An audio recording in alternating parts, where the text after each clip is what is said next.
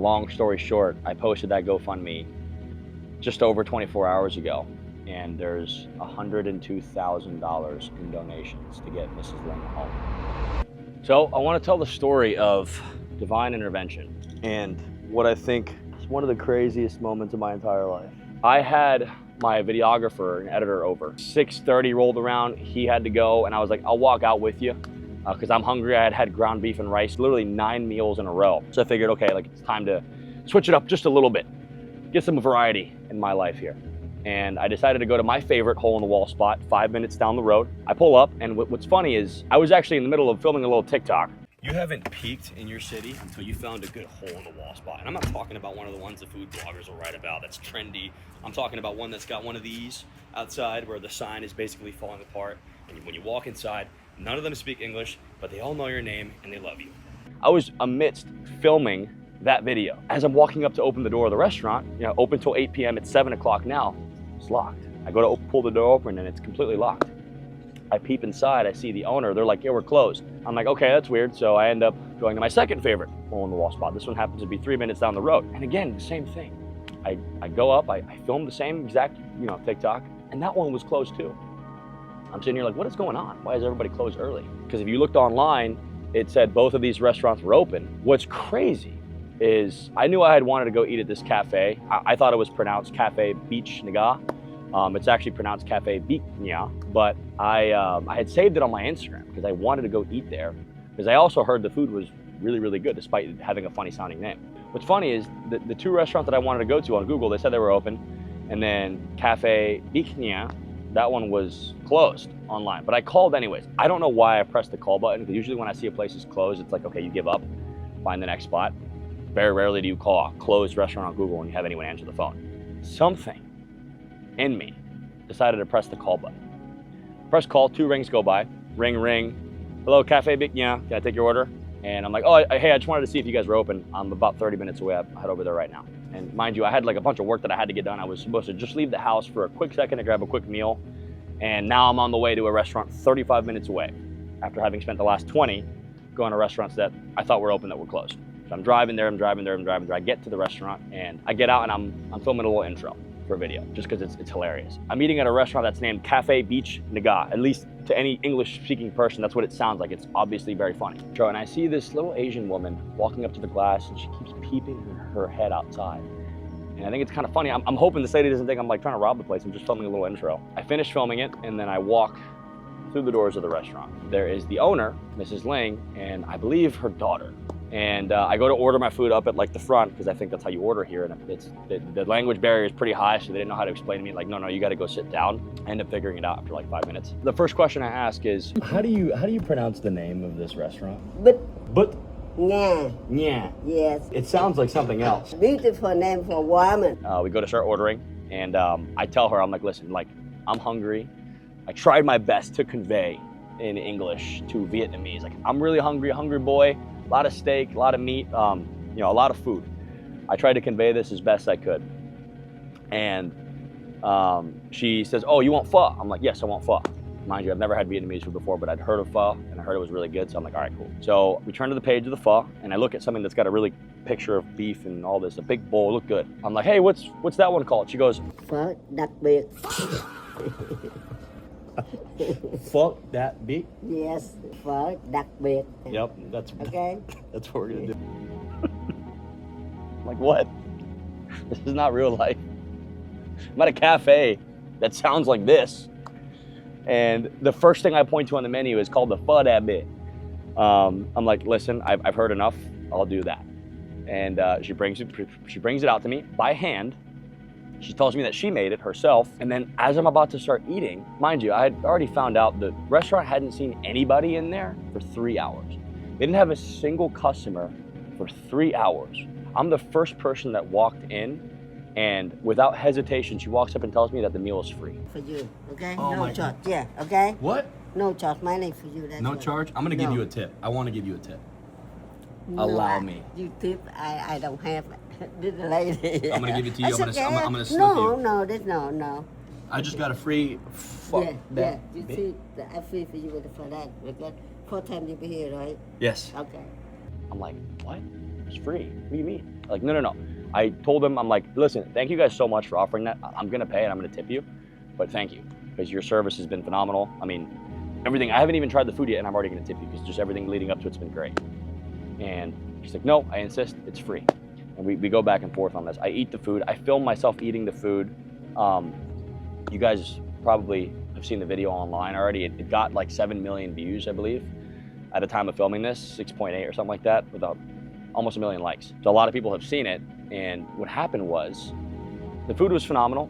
This restaurant had only gone viral before because of the funny sounding name. And I posted my video. I obviously, addressed that elephant in the room, but I also posted the food was really good. So for the first time, some of that virality was actually transitioning towards orders for them. So I called the next day after having seen the video got tons of views, and I inconspicuously called the restaurant and I said, hey, just out of curiosity, how long is the wait? She said, an hour. I'm like, what, an hour? I like kind of had to try to sell it. I'm like, what, an hour? That's super long. Okay, now I'll just come a different time. They're like, okay, bye. And they hung up. Like I could literally hear in the background, there was all this commotion going on. Like the place looked really, really busy. So that kind of warmed my heart a little bit. I posted again online. I was like, I just called the restaurant. They said they were super busy. Like, this is awesome. Like, we're using the internet to support a small local business here in the area, and they're getting tons of business from it. Like, that is that in and of itself would have made my week. Then now I've got a bunch of people reaching out to me, wanting to try this restaurant. People that either live in Tampa, St. Pete, or people that are out of state. Like, hey, next time I'm in town, I'm gonna try it. And I had a bunch of my friends saying, I wanna try it. So the following day, my buddy Adam, who's also my business partner at Overtime, and then my buddy George, they were like, hey, let's go at 3. As soon as we get there, I get the biggest hug from Mrs. Ling. I could tell that she didn't really understand what was going on, but her daughters must have relayed like, hey, this guy made a video, the video is doing really well, and like we're getting lots of business. So I get there, she gives me the biggest hug you can imagine. She's so appreciative of it, and we get to chatting. Like, now I guess she feels comfortable. She pulled out a scrapbook of pictures and she showed and basically told me her whole life story. This is an immigrant from Vietnam whose family owned business. I forget the name. It's not the same as Cafe Bich Nga, but it's named something else. They had a successful business in Vietnam during the Vietnam War. We're talking the 60s, the 70s, the 80s. Like, they had a very, very successful business. They made their food with whole ingredients only, no preservatives. They were really, really proud of the fact that they didn't use any preservatives and it was whole ingredients only. And there was a few different secret recipes that other Vietnamese spots here didn't have. She didn't obviously tell me what those were. I wouldn't have understood them anyways. But they had a bunch of secret recipes. Like, that's why it tastes so good. And then she's showing me the pictures of her and her husband and her son and her holding her daughter, her with her friends. She was a very avid dancer back in the day. She actually said, I used to work less back in the day than I do now. She said, I work now 7 days a week. Back then I only used to work 3 days a week, and I used to be a dancer. So she lived what looked like and sounded like a very, very full life. And unfortunately, her husband had passed away in 2003. And then years later, she had suffered a stroke. Now, the thing with that stroke is she suffered the stroke. She showed me the scar on her head from the surgery.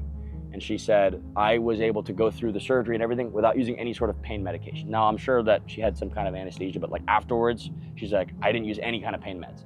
And I guess that's, Vietnamese culture, is to use real organic foods and to not rely on Western medicine. This is a thing that we do here, but they didn't do over there. The stroke had caused her to lose her license because she had gotten into an accident, and I guess she was at fault for it, but because of the stroke, there was obviously no penalty, but they're like, hey, we got to take your license. So she lost her car. She had lost her license, she had lost her husband, and this is all that I had known up until this point. Obviously, I had said my condolences for all that stuff. We sat down, we went to eat. Then I walk up to the front, I talked to one of the receptionists they had. It was one of her granddaughters, and she was telling me that like the entire day before, and then the night before that, and then even that morning, they had been slammed with business like nonstop. They'd been taking takeout orders. They'd been having just like a crazy rush of people. I'm talking line out the door type of busy. Of which I was like, this is absolutely incredible. Like, I love this. I'm so happy that was happening. We go down to sit food and we kind of look around the restaurant. We're like, okay, we went at 3:30. Now, had I gone at noon, had I gone in the evening, had I gone in the morning, had I gone at literally any other time of the day, I would have been there during the rush. And my whole thing would have been just capturing how many people had gone to the restaurant, and that would have been it. But because I went at 3 o'clock and because it was less busy, I told my friends, I said, hey, listen, I'll probably have to come back a different day because I really do want to showcase the restaurant being busy for like the follow-up video. just to show like, hey, listen, like this spot's actually gas. Look at all the happy customers eating their food. I told them that. I said, hey, listen, we'll probably have to come back a different day to do this, but regardless, this food here is phenomenal. We ordered a massive spread of Vietnamese food. It was some of the best food I've ever had in my life. It even topped the day prior when I went there and got the pho, because she knew that I like to eat steak. So she got me a big thing of what looked like some sort of beef that was cooked extremely well. She got me a coffee. And then towards the end of our meal, because the restaurant wasn't super busy, Mrs. Ling decided to come sit next to me. I said, Mrs. Ling, come have a seat. She was talking. I was like, come have a seat. Come meet with us. Hang out with us. As we're eating, we're talking casual. I had set my phone up prior, like 10 minutes recording, just myself eating the food. And I had kind of forgotten about it. And she's sitting next to me, and we're talking, we're laughing, we're having a good time. She's super sociable. She loves people. Anybody that walks in that restaurant, like one of her biggest joys is not only serving them food, but also talking to them and getting to know them. That is like one of the things that brings her the most joy in her life. And I know this now from her daughters. Like she absolutely loves that. So we're sitting there, we're chatting, and then out of nowhere, she just drops that she's homeless. I'm homeless, yes, Really? yes. I did You not know, that. I go out, people think I have, have a rich, they have a lot of money, but no, So you come here, you work every single day, yeah, and you don't have a home, before I have Orlando, but not anymore. now no anymore. The lady that had refused my $40 tip and my $100 tip the second time, and she wouldn't even let me pay for my own food in her restaurant that had been empty for 3 hours prior, just told me that she was homeless and said it in the most casual way possible. You know how some people will tell you things and they say it to kind of spark some kind of emotion. It's not necessarily a bad thing, it's how we are, but they'll tell you to get some emotion. She said it and she just continued to keep talking and laughing as if it was nothing at all. I said, hold on a second, Mrs. Ling. You're what? She said, I'm homeless. I don't have a house. I used to have one when I lived in Orlando, but my husband died, I had the stroke, the car, I don't have a house. I said, where do you stay? She said, I stay with a friend. And then sometimes I sleep here. And I was looking around the restaurant, and we were actually even talking about this earlier. They had like a little area in the back that looked like you would expect it to be an office. I guess there's probably a cot back there and she might sleep there. And she acted like it was nothing at all. I asked her like, hey, does it bother you that you don't have a house or like a place to go to? She said, no, it's not about the money. I love people.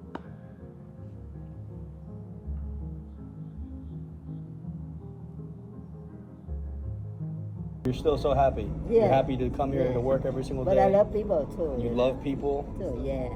I didn't have any words because what really got to me was not necessarily the fact that she was homeless.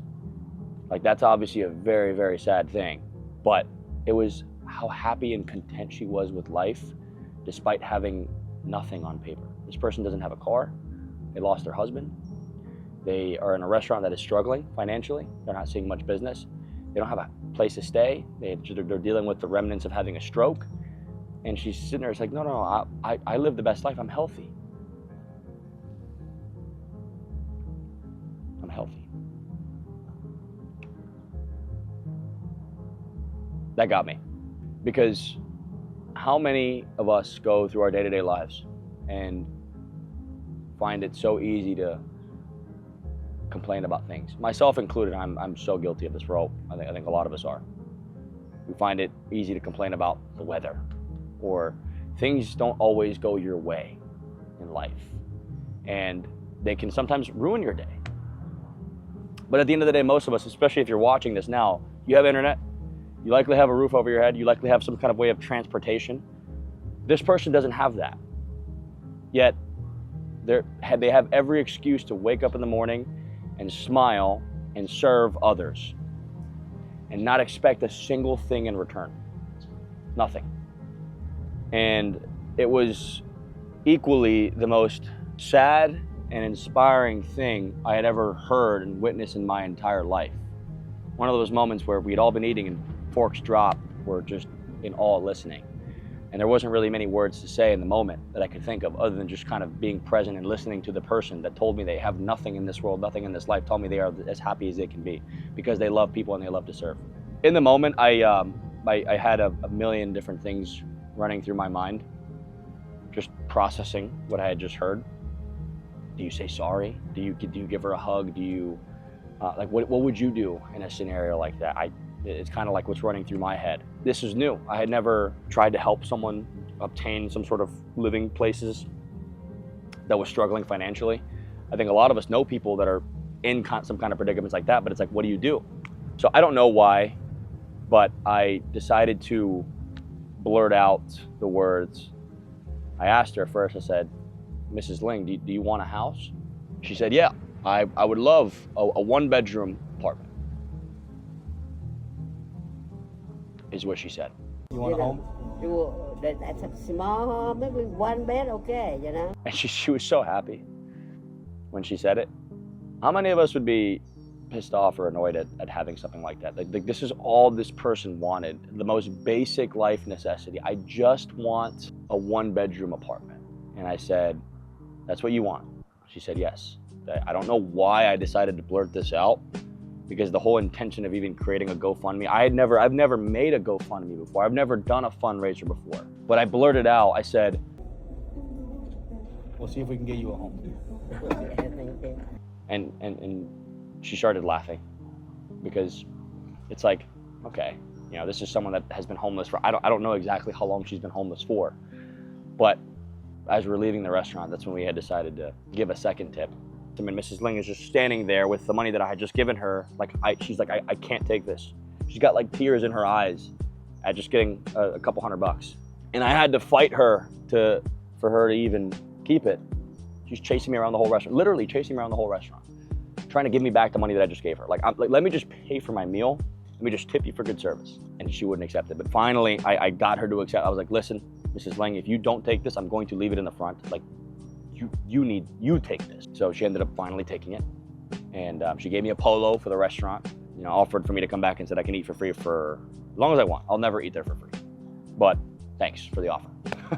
We say our goodbyes, we leave the restaurant, and I reconvene with my buddies. It's my business partner and then a good friend of mine. And I'm like, that was crazy. That was crazy. One of those things where it made me 10 times more emotional afterwards, even just watch. And I'm not really an emotional guy. Like, I don't really, you know, ever tear up or cry at things, but like that got to me.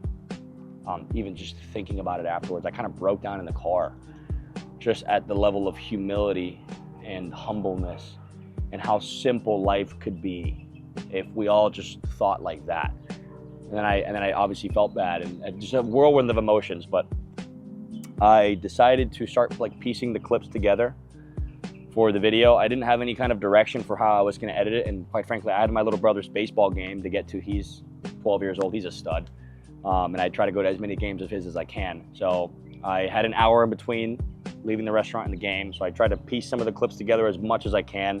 I get to the game, I watch him play, and like in the middle of the game, I go on GoFundMe.com and I put a title for it, and I try to write a description, be as descriptive as possible and tell the story. It was easy to tell just because this was just so vivid in my mind.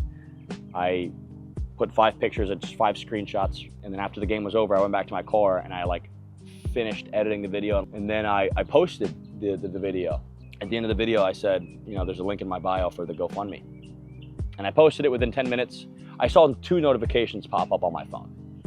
I'm like, that's sick, we got $300. I was like, that's really generous. $300 in 10 minutes, like, okay, like that's really good. What I didn't realize was when I logged on to GoFundMe, I saw $3,500 there in 11 minutes. There was a lot more than 2 donations. Because so many donations were coming in so fast, my phone wasn't able to process all that. I didn't even have the app downloaded, so I'm just getting emails. So I open it within 11 minutes of posting, and I see all that money in there. I'm like,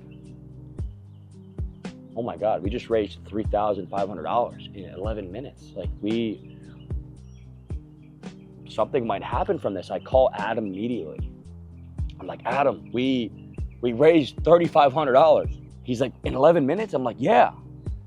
Hang up the call, I open up the GoFundMe again, we're at 10K.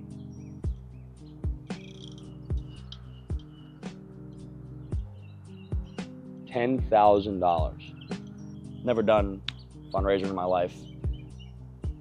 I'd never raised money for anything before. These are all things I wanted to do, but the last 2.5 years have been just nonstop, just head down, building the business that we have right now, that we've worked so hard to get to where it's at, and also at the same time making content online. That's how I have the knack for making videos, is because we've just been doing it for our business for the last 2.5 years. So we wanted to get into some kind of fundraising and charity for our business in the local sense, but we hadn't had the time to put into it. And now I just raised $10,000 in 15 minutes on GoFundMe from a video that I posted online. And that number had continued to climb up, but I'd always believed in God. But for most of my life, it was a belief in God, but not much action behind it. Meaning I'd go to church occasionally. I would read the Bible occasionally. I had the Bible app, so you get the verses. Sometimes you look into it and you scroll through it, but nothing was with that much intent. I surely wasn't praying. But this week, I had, for the first time ever, upon waking up in the morning, got down on my knees by my bedside and prayed. Even if it's just for 2-3 minutes, 5 minutes. And I started it all off with gratitude, thanking God for what I have. To be a bit more grounded, because we're starting to see a lot of success with the business. It's been an absolute blessing. Trying to do good by doing good. But that week I had decided to finally wake up and make it a habit to start praying. And as I'm praying, I asked God, after I had thanked him for the things, I said, listen, with everything we're doing, I just pray that you give me strength. Allow me to honor you and your kingdom in the work that I do. I said, I'm already seeing the works compound with my business. It's flourishing. And I want to thank you for that. I said, as we continue to build this, allow the works that I do on this earth to honor you and honor your kingdom, and to do genuine good in as selfless a manner as I can. And as I was praying that, I prayed that 2 days in a row. I said, just lead me. I know I want to put my full faith and trust in you. I don't know what you have planned, and so I know that what you've done leading up so far has been phenomenal. Who am I to sit here and say what the next is going to look like? I'm going to put my full faith in you and just guide and lead me. I ask that the works that you allow me to do on this earth, the skills that you've given me, the stuff you've blessed me with, allow that to be used for good. We're now sitting at a GoFundMe account with over $10,000 in 15 minutes. And that hadn't really registered or clicked yet because it all happened so fast. But that night, I got on my knees before going to bed to pray again, and this one felt different. I don't know how to describe it, but after talking to my pastor, he told me that was the Holy Spirit, which I'd never really had an encounter with the Holy Spirit. I mean, we talk about it at church, we talk about it at Bible study. I know it exists. I know the Holy Trinity, but I don't think I'd ever experienced one myself. And getting down on my knees to pray that night, it was there. I could feel it. And I said, God, I don't know why, this has happened, but this is absolutely incredible. And I just pray that something really, really awesome happens because of this. I pray that we can change someone's life who absolutely deserves it. And sure enough, I went to bed that night. I woke up the following morning, there was $50,000 in that GoFundMe account. Why? I don't know. And that number kept growing too. This morning, I get up and I check the GoFundMe account. We have raised over $100,000 for Mrs. Ling to get a home in less than 2 days. This is a day and 10 hours. We raised $102,000 to get her a home. And I've been trying to process all of it and make sense of it all. I felt it's one of the craziest things that's ever happened to me.